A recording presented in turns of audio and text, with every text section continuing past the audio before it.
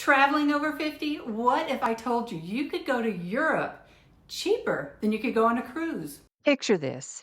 You're sipping wine in a sidewalk cafe in Paris, staying in a charming boutique hotel, and your total trip cost is half what your friend paid for the same vacation. Sound impossible? It's not. And I'm going to show you exactly how to do it. Today, I'm breaking down the real strategies that slash your European travel cost in half. We're talking independent versus packaged trips. In off-season secrets that tour companies don't want you to know, and the discounts that are literally sitting there waiting for us over 50 travelers to claim. Let's get into it. So here's what happened. One day I'm at lunch at work, and one of my coworkers is talking about two of her friends that are going on this amazing trip to Italy. They're going to see all the sights. 14 days, all inclusive. Sounds amazing. Get this, they were paying close to $6,500 each. Hi, I'm Jennifer with Women Over 50 Travel, and today I'm going to give you some great budget tips for your trip to Europe to keep it half price of what you see advertised in those huge packages. Last year, I did that same trip. Me and my husband went to Venice, Italy, then we went down to Florence, Italy, and then down to Rome. But we did it differently. We did it independently. We did it even the same months that these two ladies were going. We had the same nice hotels and probably better food because we ate locally. My total cost for that trip, $3,200, half the price they paid. Now these two ladies had a great time. We watched them on Facebook at lunch for several days. It was an amazing trip. But when I compare the trips, we went the same trip for half that price. At that price, we could have gone twice. And I think we can all agree, more travel is better.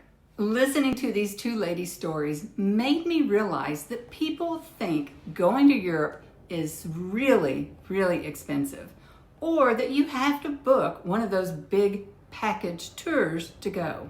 But the truth is, with just a little bit of know-how, you can do it yourself and go for much less money.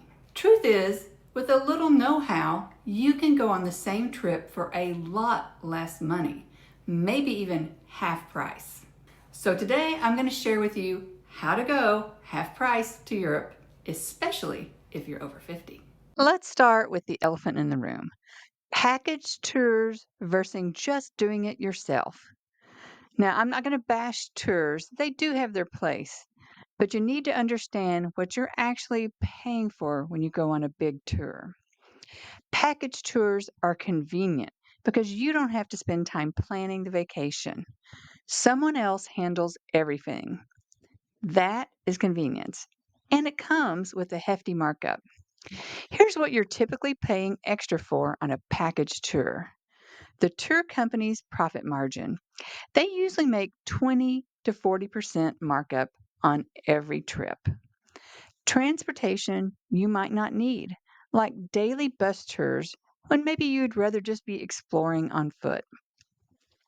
Hotels in tourist zones instead of in an authentic neighborhood of the places you're visiting.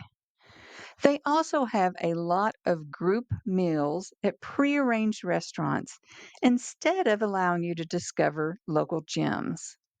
They also have a fixed schedule that doesn't really allow you to slow down or speed up if that's what you want to do. Now, here's the flip side. Independent, do it yourself travel gives you the freedom to stay in local neighborhoods where hotels or even short term rentals can cost 40 to 50% less. It gives you the ability to eat at those family run trattorias instead of a tourist restaurant. Also, train passes with senior discounts. We're talking 10% off your rail and interrail passes and the flexibility to splurge on what you want and save on what doesn't matter to you. Tours might be more expensive than independent travel, but you have to consider that tours do save significant amount of time with your research, and they include transportation and accommodations. So it's really going to depend on your priorities. I always call this the effort versus the expense paradigm. If you value convenience and don't want to plan, which would be low effort, and you don't want to pick all your tours, this may make sense to you to have a package tour. But if you want to maximize your budget and have a more authentic experience, I strongly suggest you go independent and do it yourself. The savings can be massive. Okay, this is where we get into the really good stuff. Off-season travel. This is your number one way to save on your trip to Europe. The cheapest time to fly to Europe is typically going to be mid October to mid December, right before the Christmas holidays. That's when airfare prices can be up to 40% lower. 40%. That's a lot. That's not pocket change. That could be hundreds of dollars back in your wallet. But it's not just flights. During the off season, generally November through March, you'll experience Europe where only crowds are festive locals. And here's what that means to your budget. Hotels can be 50 to 60% cheaper than they are in peak season.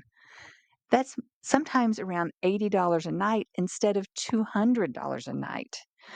Restaurants, you're not going to have that tourist inflation that they add during peak season. You're going to be paying local prices.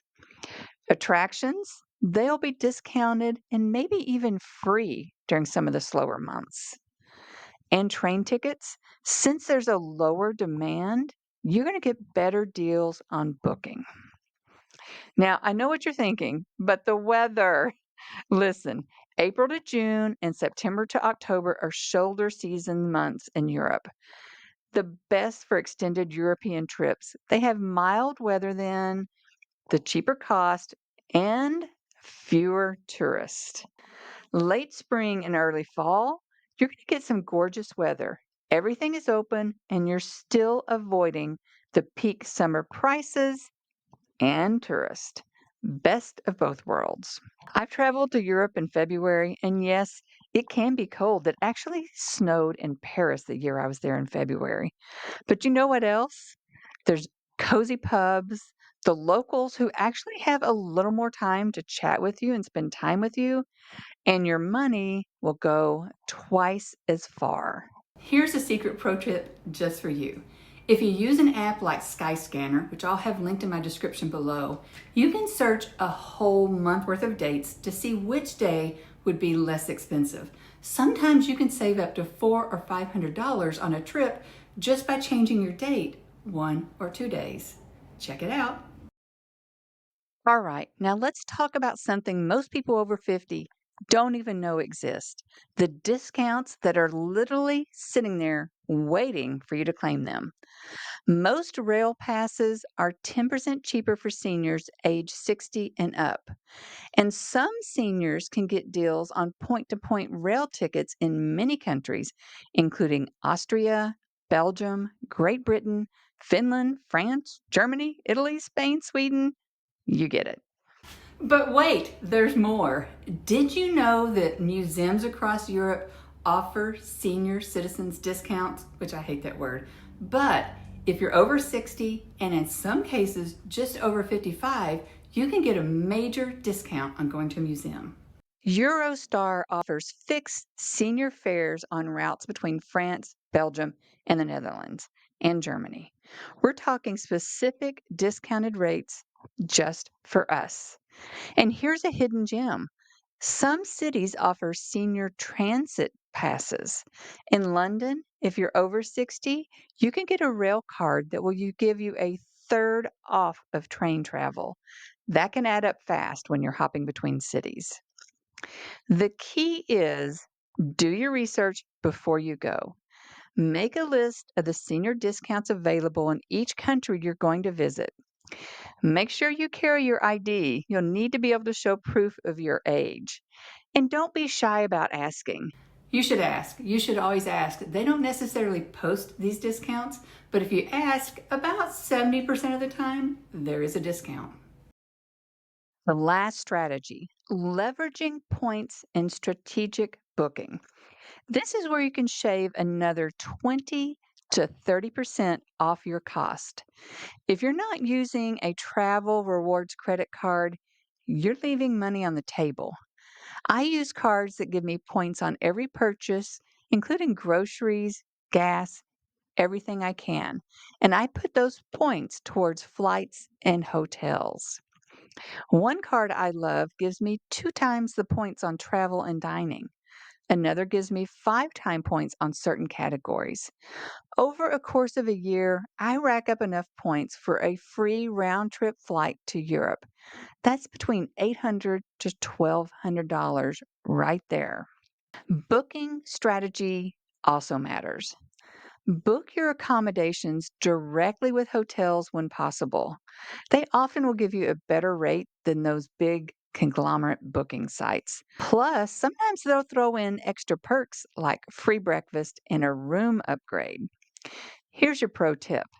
Go ahead and use those booking sites like booking.com and hotels.com to find the hotel and the place you want to stay.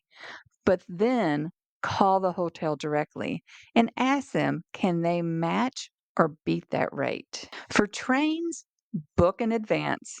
European rail tickets work like airline tickets. The earlier you book, the cheaper they are. And here's a bonus. Stay in apartments or vacation rentals instead of hotels. You'll save 30 to 40% off the price. Plus, you can cook some meals for yourself.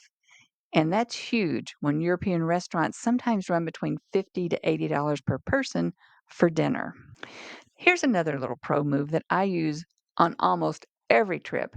I mix and match. I'll stay in some apartments in expensive cities like Paris or Amsterdam. And then when I'm in the smaller towns and things are more affordable, that's when I'm going to splurge on a hotel stay. Okay, so let's wrap up your action plan. Number one, consider independent travel instead of package tours. You'll save 40 to 50% and have more authentic experiences. Number two, travel off season or shoulder season.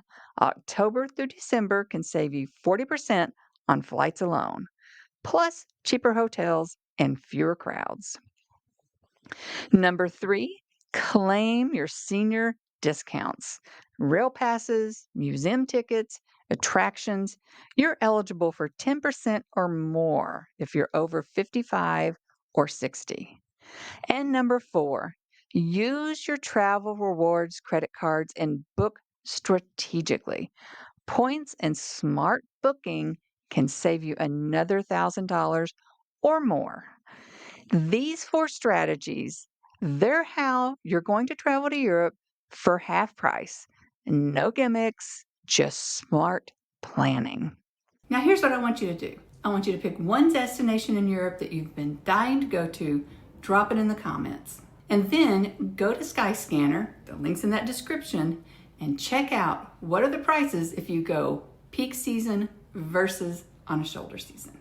You're going to be amazed at the difference you find. If you want more tips like this, how to pack light, where to stay, how to avoid tourist traps and pickpockets, hit that subscribe button. I'm building a community of smart, savvy travelers over 50 who refuse to pay for adventure. Listen, Europe isn't just for those 20-year-old backpackers. It's for us too. We've got the wisdom, the smarts, the means, and if we plan ahead and plan correctly, we can go at a great budget. So the good news is traveling for half price doesn't mean staying in really sketchy hotels or skipping those amazing experiences. It means being more strategic.